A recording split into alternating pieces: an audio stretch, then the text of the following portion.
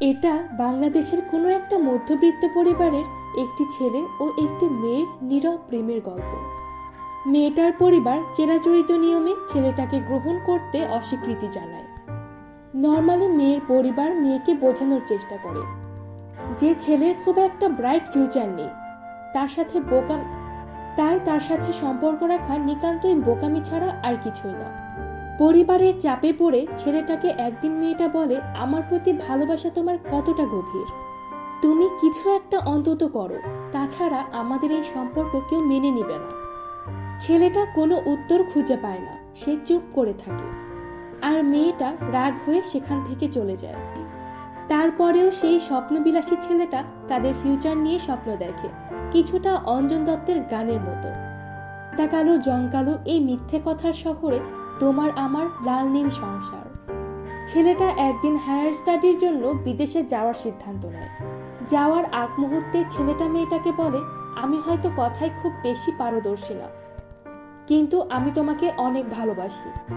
তারপরেও তুমি যদি চাও তোমার আর আমার বিয়ের কথা তোমার পরিবারকে আমি একবার বলে দেখতে পারি। তুমি কি আমার সাথে সারা জীবন থাকতে রাজি আছো? মেয়েটা ছেলেটার দৃঢ় সম্পর্ক দেখে রাজি হয়। ছেলেটা মেয়েটার পরিবারকে অনেক বুঝিয়ে রাজি করে ফেলে। তারপরে তাদের এঙ্গেজমেন্ট হয়। তারপর সিদ্ধান্ত নেওয়া হয় ছেলেটা দেশে ফিরলে ওদের বিয়ে দেয়া হবে। এরপর ছেলেটা চলে যায় বিদেশে এবং মেয়েটা একটি অফিসে জব করা শুরু করে।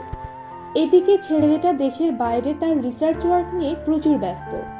তারপরেও ফোন এবং ইমেইলের মাধ্যমে তাদের ভালোবাসা তারা আদান প্রদান করতে থাকে। একদিন মেয়েটা অফিসে যাওয়ার সময় রোড অ্যাক্সিডেন্ট করে। সে সেন্স ফেরার পর দেখে সে হসপিটালে এবং সে মারাত্মকভাবে আহত। সে তার বাবা মাকে দেখতে পায়। মা কান্না করছে এটা দেখার পর যখন সে কথা বলতে যায় তখন সে উপলব্ধি করে ভাষ্যমতে মেয়েটা তার ব্রেনে আঘাত পাওয়ার কারণে সারা জীবনের মতো বাকশক্তি হারিয়েছে। একদিন মেয়েটা সুস্থ হয়ে বাসায় চলে আসে। আর এদিকে ছেলেটা মেয়েটাকে প্রচুর কল করতে থাকে, কিন্তু যেহেতু সে বোবা হয়ে গেছে তার কিছুই করার থাকে না।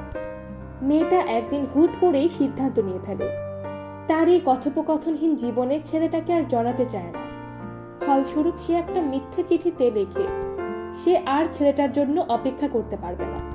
তারপর মেয়েটা চিঠিটার সাথে তার এঙ্গেজমেন্ট রিংটাও পাঠিয়ে দেয়। ছেলেটা মেয়েটাকে হাজার হাজার ইমেল করে, কিন্তু তার কোনো রিপ্লাই ছেলেটা পায় না। ছেলেটা শতবার কল করে, কিন্তু মেয়েটা রিসিভ করতে পারে না। মেয়েটার নীরবে কান্না করা ছাড়া আর কিছুই করার থাকে না। একদিন মেয়েটার পরিবার তাদের বাসা পরিবর্তন করে অন্য এলাকায় যাওয়ার সিদ্ধান্ত নেয়, যাতে মেয়েটা কিছুটা হলেও এই দুঃস্মৃতি ভুলে যায় এবং সুখে থাকে। নতুন এলাকায় মেয়েটা সাইন ল্যাঙ্গুয়েজ শেখে এবং নতুন করে জীবন শুরু করে। বছর দুয়েক পর মেয়েটার একটা বান্ধবী এখানে চলে আসে এবং তাকে বলে ছেলেটা দেশে ব্যাক করেছে। মেয়েটা তার বান্ধবীকে খুব করে রিকোয়েস্ট করে যেন ছেলেটা কোনোভাবেই তার এই অবস্থার কথা জানতে না পারে। তার কয়েকদিন পর বান্ধবীটা চলে যায়। আরো কয়েকদিন পর, প্রায় 1 বছর পর, মেয়েটার বান্ধবী আবার চলে আসে তার কাছে একটা ইনভিটেশন কার্ড নিয়ে। মেয়েটা কার্ড খুলে দেখতে পায় এটা ছেলের বিয়ের ইনভিটেশন কার্ড। মেয়েটা প্রচুর অবাক হয়ে যায় যখন সে পাত্রের জায়গায় নিজের নাম দেখতে পায়। মেয়েটা যখন এই বিষয়ে তার বান্ধবীকে কিছু জিজ্ঞেস করতে যায় তখন সে দেখে তার সামনে ছেলেটা দাঁড়িয়ে তাকে সাইন ল্যাঙ্গুয়েজ ইউজ করে কিছু বলার চেষ্টা করছে।